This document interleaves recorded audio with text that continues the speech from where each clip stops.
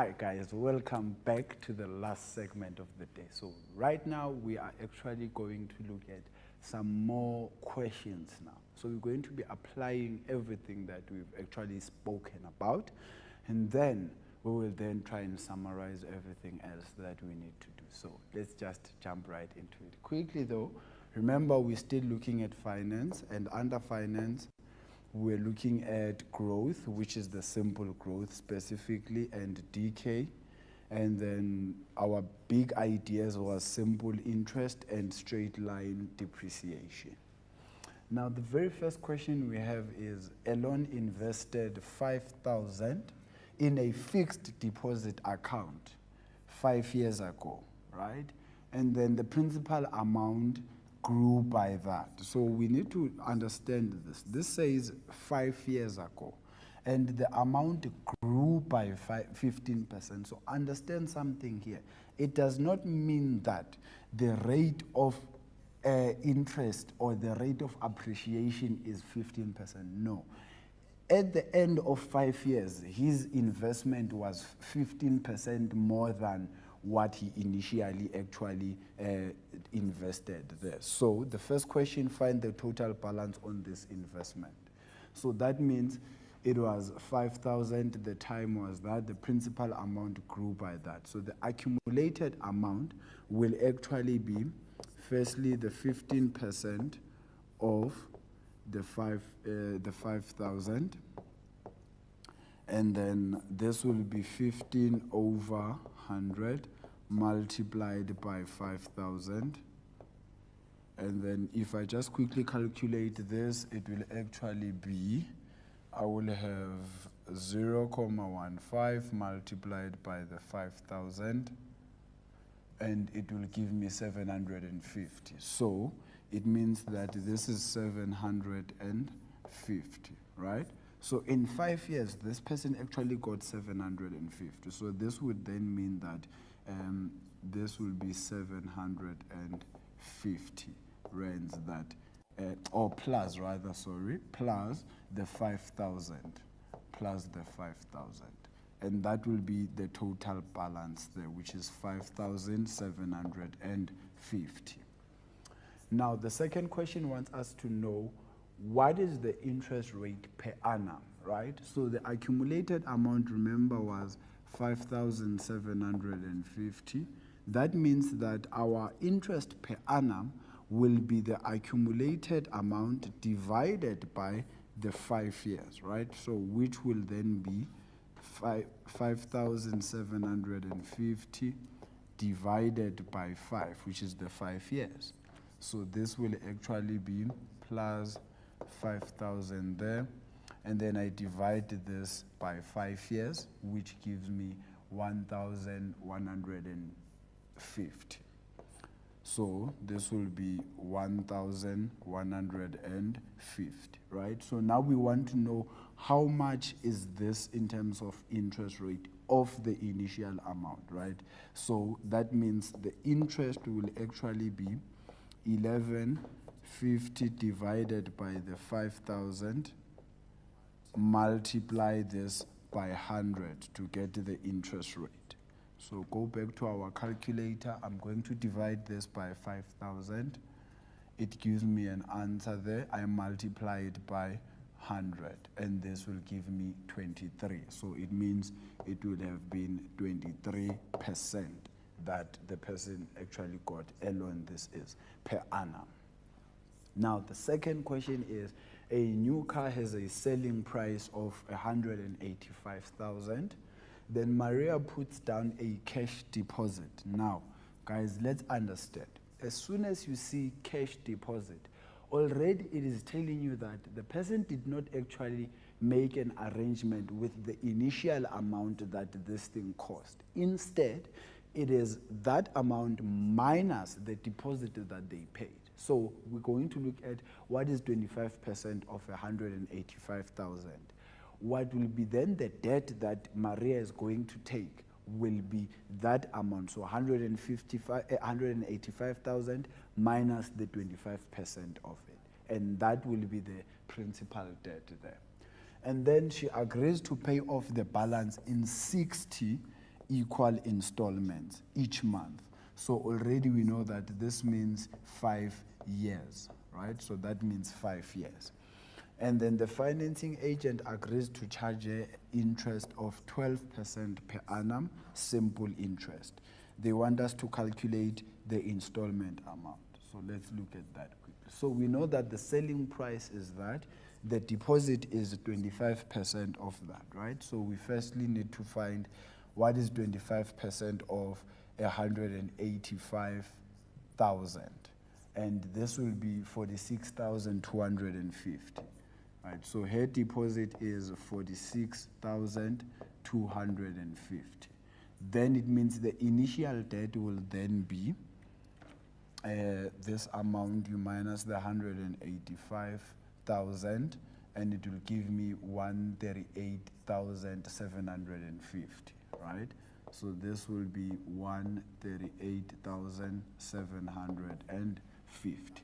So that's the initial amount that Maria actually borrowed from the bank or from the financing agent. The time, remember, is 60 months, which is actually 5 years, because normally simple interest we deal with years. The interest rate is at 12%, and then the principal debt will actually mean that it's going to be the initial debt plus the interest, right? So that will be A is equals to P into 1 plus I multiplied by N. My P here, which is the initial debt that this person took, which is Maria, it will be 138,750 into 1 plus the interest is 12%, so it's 0.12 multiply by, this was for 60 months, so it's actually 5 years. And then if we calculate this, I will have 138,750 into 1 plus 0.12 multiplied by the 5 years. And my answer there will be 222,000, right? So this will be 222,000. Now we want to know that if this was to be paid in 60 equal installments, how much will she actually pay? So I divide that by 60 there, which will give me 3,700. So it means that Maria will be paying 3,700 every month. The principal debt, remember we said, was actually the 222,000. Now, the next question says, Maria's car depreciates at a rate of 6% per annum on a straight line depreciation. Remember, guys, you will be told which method you are using, straight line or reducing balance. But for now, we've been talking about only straight line. The initial selling price was that, right? But we know that she actually paid 25% of that. What would then the value of the car be after 30 months? Now, look at this. We are no longer talking about 60 months. We're talking about 30 months, meaning this is 2 years and 6 months, which is 2.5. Now, if we do a calculation for this, it will then be 2.5 for the 30 months there. The selling price is that. The rate of depreciation is that, right? But we first need to subtract the amount that Maria actually paid in terms of her deposit. So we actually know that our P value is actually 138,750. I hope you can remember from the previous calculation that we just did.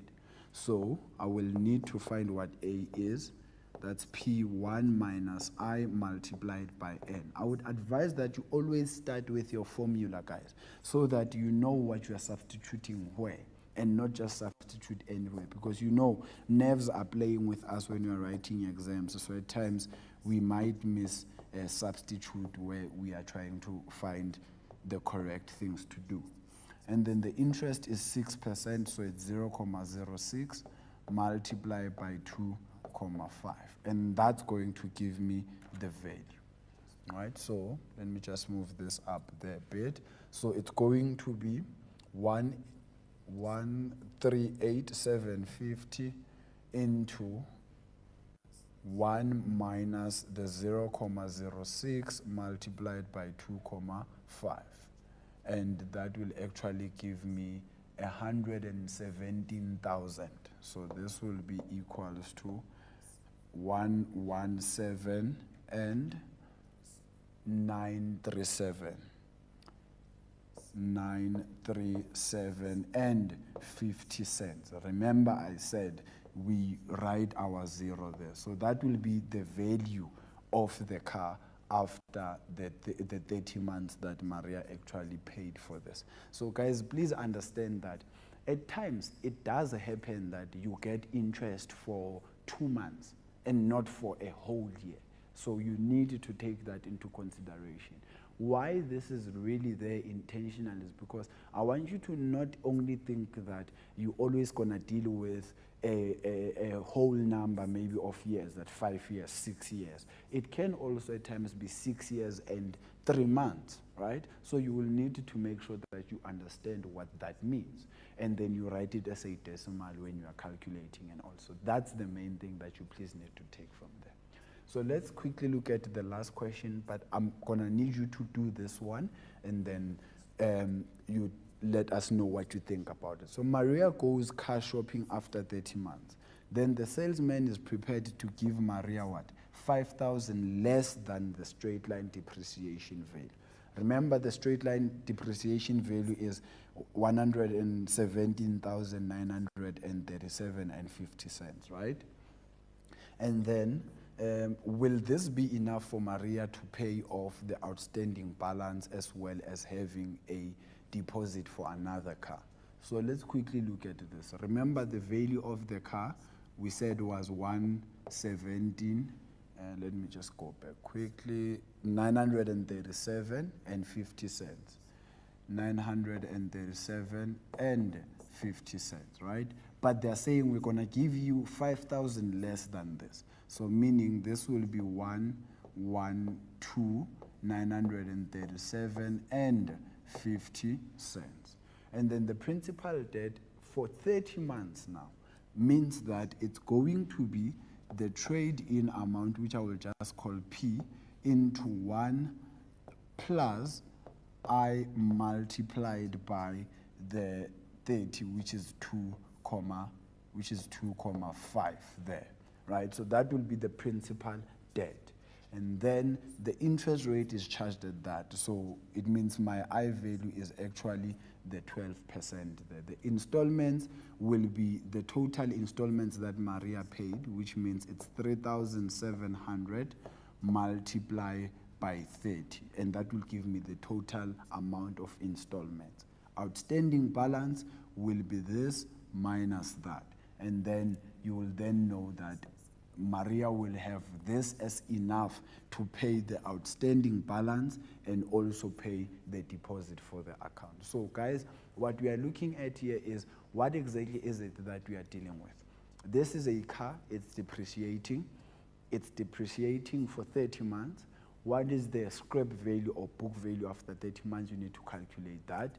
And you look at there saying, okay, let's give you 5,000 less than that.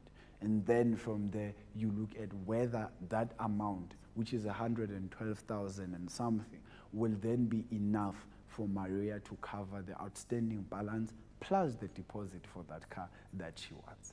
All right, so let's look at the quick concept map of what we've looked at so far. We've looked at finance, which we said was growth, and then growth is simple and compound. And then we have our decay, which is straight line and reducing. But our main focus was on simple interest, and it was also on straight line depreciation. So guys, remember, straight line is the same as simple interest, but under depreciation, meaning when it is going down. So that's the main concept that we've looked at. So guys, from me to you, that's all that I have for you. See you next time.